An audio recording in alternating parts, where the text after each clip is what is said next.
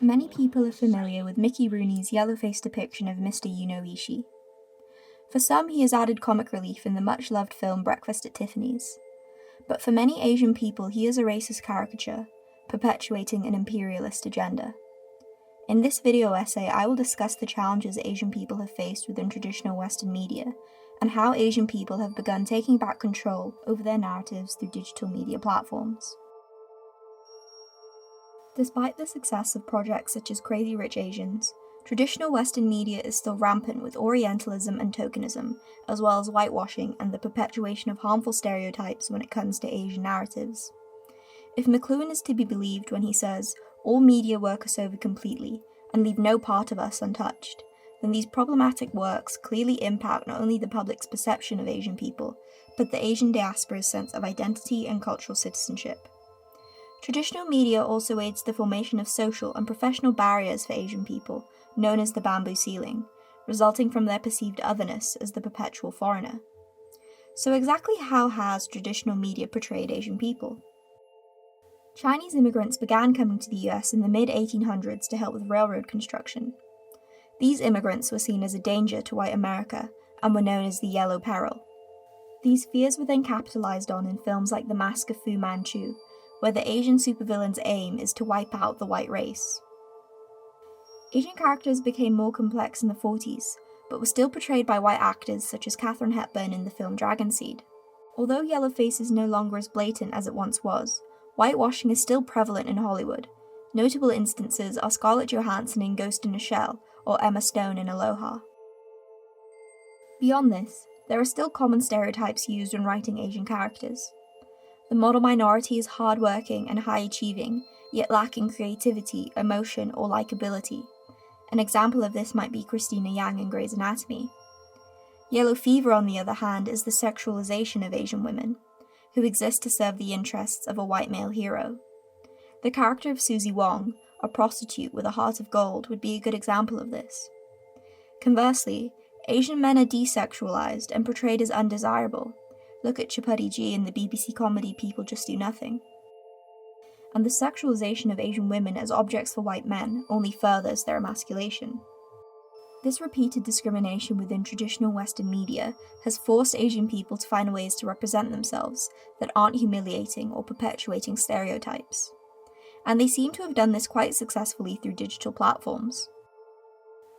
Within this video essay, I will discuss 3 examples: a Facebook group called Subtle Asian Traits, the popularity of Asian American YouTubers, and the rise of K-pop. Subtle Asian Traits is a Facebook group with over 1.7 million members sharing and connecting over memes about the Asian diasporic experience. The page was founded by a group of Asian teenagers from Melbourne, although members now come from all over the world. According to a 2018 article, the page had become so popular that its 15 administrators spent hours reviewing more than 4,000 daily submitted posts.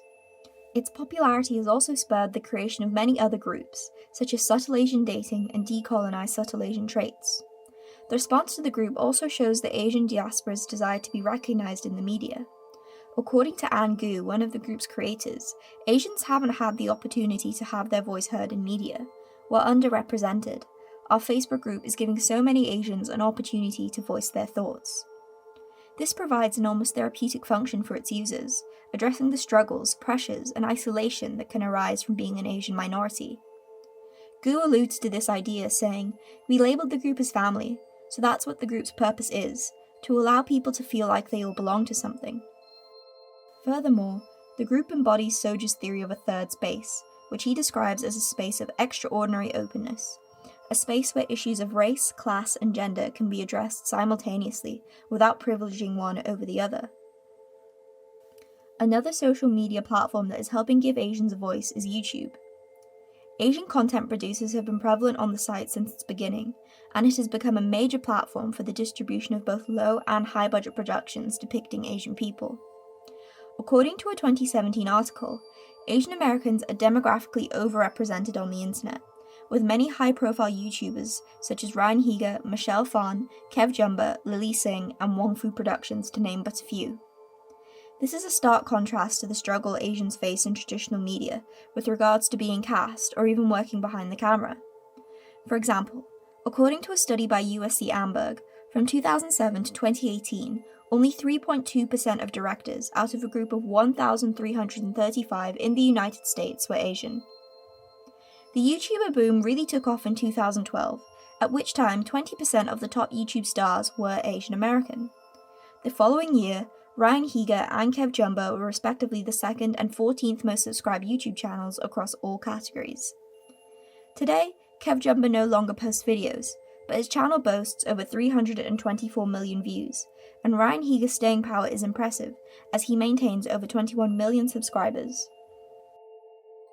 Although these YouTubers might particularly appeal to Asian audiences, they are still accessible to all people, regardless of race, as the discourse relates to subjects beyond the Asian experience, such as sexuality or commercialism.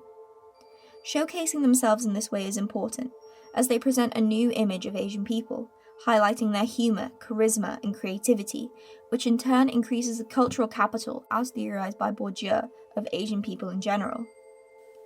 YouTube has also been a significant player in the rise of K-pop, as the industry recognized its usefulness as early as 2006, with major companies such as SM Entertainment opening and operating YouTube channels. YouTube is an ideal platform for K-pop, as it reinforces the visuality of music, taking on the role that was once served by MTV.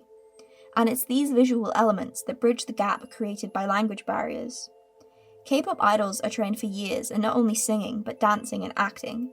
Their hair and clothing is carefully designed, and each song has a perfectly choreographed dance routine, helping to draw in audiences. YouTube also fosters a participatory culture that builds K-pop's global fandoms, and these online fandoms are pivotal to the success of K-pop stars. For example, in 2017, the K-pop boy band BTS won Top Social Artist at the Billboard Music Awards, competing against well-known Western musicians such as Justin Bieber, who had previously won the award 6 years in a row. This award is based on fan voting, and BTS received over 300 million votes. The band and their fans went on to win the next 2 years.